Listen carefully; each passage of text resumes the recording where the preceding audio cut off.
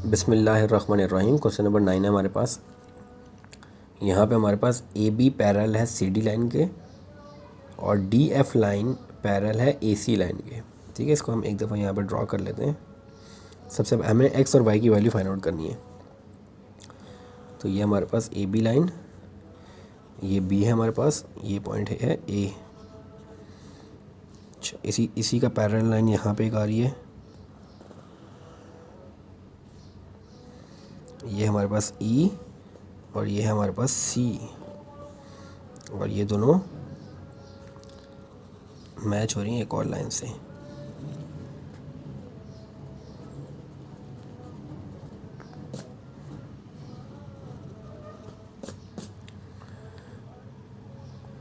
ठीक है, यहाँ पे हमारे पास एक और लाइन ड्रॉ हुई हुई है DF, और इसका एंगल गिवन है हमें 58 डिग्री। ये लाइन पैरेलल है इस लाइन के और ये लाइन ये इस लाइन के पैरेलल है।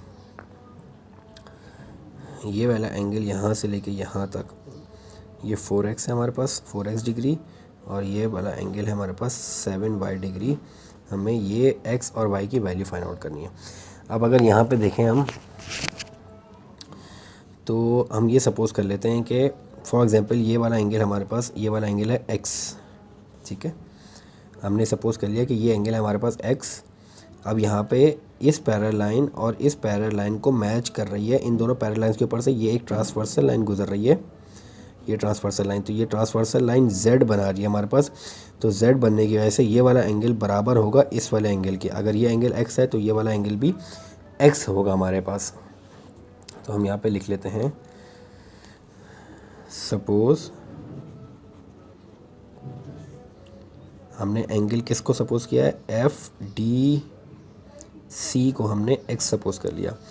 एफ डी सी अगर x के बराबर है तो हमारे पास यहाँ पे एंगल ए सी डी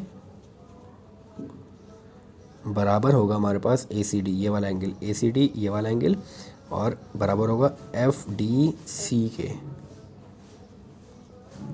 ये दोनों एंगल आपस में बराबर होंगे। ये क्यों बराबर होंगे? क्योंकि ये अल्टरनेट एंगल्स हैं।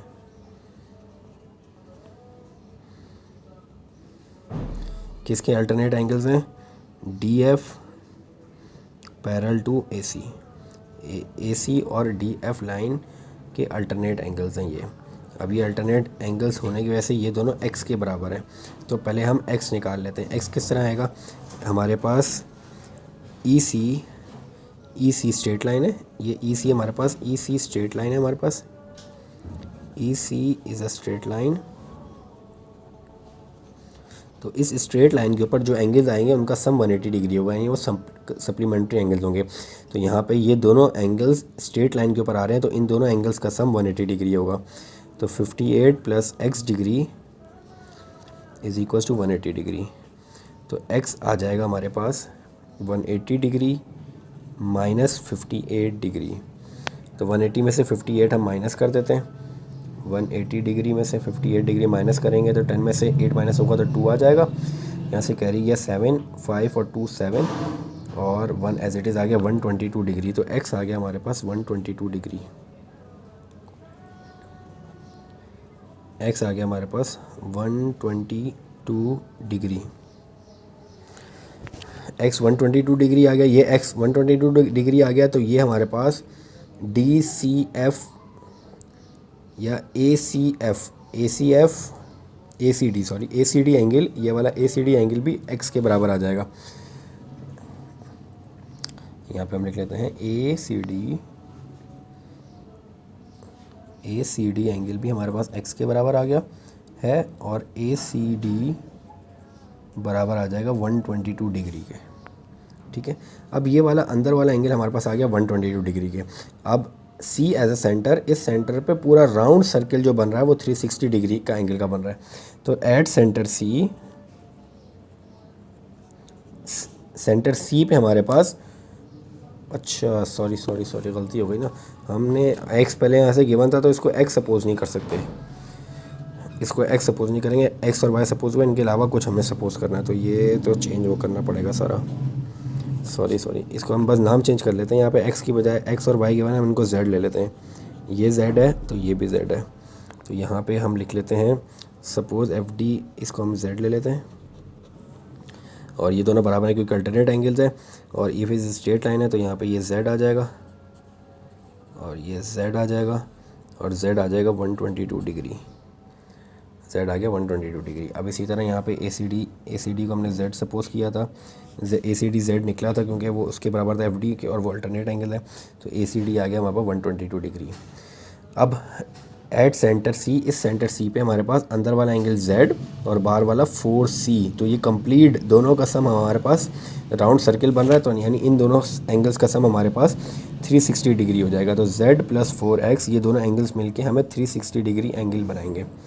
तो Z है हमारे पास 122 degree plus 4x is equals to 360 degree. तो 4x is equals to 360 minus 122। अब 360 में से हमें 122 डिग्री माइनस करना है, तो 360 में से 122 माइनस कर देते हैं तो ये आ जाएगा 8। यहाँ से माइनस किया तो 8 हो गया, यहाँ से कैरी किया था तो 5 था, 5 में से 2 माइनस हुआ तो 3 और 238 डिग्री। तो ये 4x बराबर आ जाएगा हमारे पास 238 डिग्री और x is equals to 238 divide by 4। अब 238 को हमें 4 से डिवाइड करवा देना है। 238 इज़ डिवाइडेड बाई 4, तो पहले 23 आ रहा है, 4 के टेबल में 23 तो नहीं आता, 23 से छोटा नंबर 4 5 20, 4 6 24 आता, तो ये आ जाएगा 4 5 20, बाकी 3 बच गया, 3 ऊपर से 8 उतार दिए 38।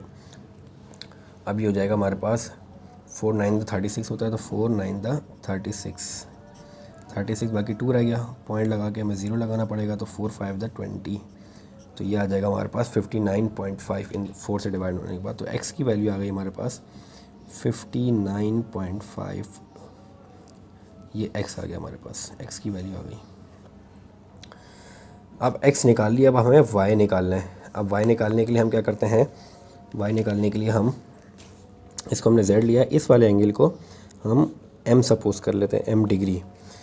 अब हमारे पास ये वाली लाइन और ये लाइन पैरेलल है, इन दोनों पैरेलल लाइंस के ऊपर ये ट्रांसवर्सल लाइन आ रही है, तो ट्रांसवर्सल लाइन के अंदर वाले एंगल्स ये जब भी C बनाते हैं हमारे पास ये एक पैरेलल, ये लाइन और ये लाइन पैरेलल है, इन दोनों के ऊपर ये ट्रांसवर्सल लाइन आ रही है, तो ट्रांसवर्सल के ये वाला एंगल और ये वाला एंगल, ये दोनों एंगल इंटीरियर एंगल कहलाते हैं।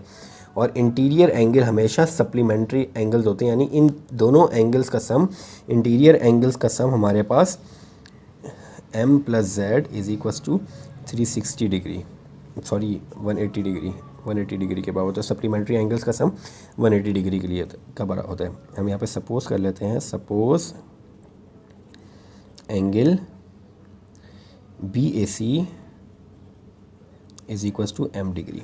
हमने सपोज कर लिया BAC हमारे पास m डिग्री है, तो m प्लस z ये दोनों इंटीरियर एंगल्स हैं, ये हमारे पास क्या है, इंटीरियर एंगल्स, ये इंटीरियर एंगल्स हैं और इंटीरियर एंगल्स का सम हमारे पास 180 डिग्री होता है। तो m प्लस z हम निकाल चुके हैं, z हमारे पास कितना आ रहा था 122 degree is equals to 180 degree, तो m is equals to 180 minus 122 degree और m बराबर आ जाएगा हमारे पास 58 डिग्री, m आ गया 58। अच्छा, अगर आप यहाँ से देखें ये एक पैरेलल लाइन है, इस पैरेलल लाइन के ऊपर यहाँ से लाइन गुजर रही है, ये 58 है, ठीक है। तो यही सेम कंडीशन जो है यहाँ पे भी हमारे पास बन रही है, यही पैरेलल लाइन, ये भी वही पैरेलल लाइन है और ये इस पैरेलल लाइन से ये पैरेलल लाइन गुजर रही है, तो इस पैरेलल लाइन के ये पैरेलल लाइन, अब अगर मैं इस लाइन के यहाँ पे कहीं पे भी पैरेलल लाइन ड्रॉ करूँगा तो एंगल वही 58 आ रहा होगा। अगर मैं यहाँ पे एक लाइन ड्रॉ कर देता हूँ जो इस लाइन के पैरेलल होगी DF के, तो इन दोनों के दरम्यान में जो एंगल बनेगा वो 58 होगा। अगर मैं एक लाइन यहाँ पे ड्रॉ करता हूँ तो ये एंगल भी 58 होगा। इसी तरह ये लाइन वही लाइन ड्रॉ हुई है जो इसके पैरेलल है, तो ये 58 है, तो ये भी 58 ही आना था और न्यूमेरिकली भी हमने निकाल के देख लिया 58 ही आ रहा है। तो m आ गया 58 डिग्री। अब क्या हो जाएगा, एट सेंटर y पे इन दोनों एंगल्स का सम हमारे पास 360 है, राउंड सर्किल बन रहा है, तो 7y प्लस m ये दोनों एंगल्स मिलके 360 डिग्री बना रहे हैं। तो 7y is equal to 360 minus m और 7y is equal to 360 minus 58 degree. इन दोनों को माइनस कर देते हैं। 360 में से 58 डिग्री माइनस होगा तो ये रह जाएगा 2 और 5 यहाँ से कैरी किया तो 10 में से 2 5 रह गया, 5 में से 5 माइनस होगा तो 0 302 डिग्री आ गया। तो 7y इज़ इक्वल टू 302 और y is equal to 302 divided by 7।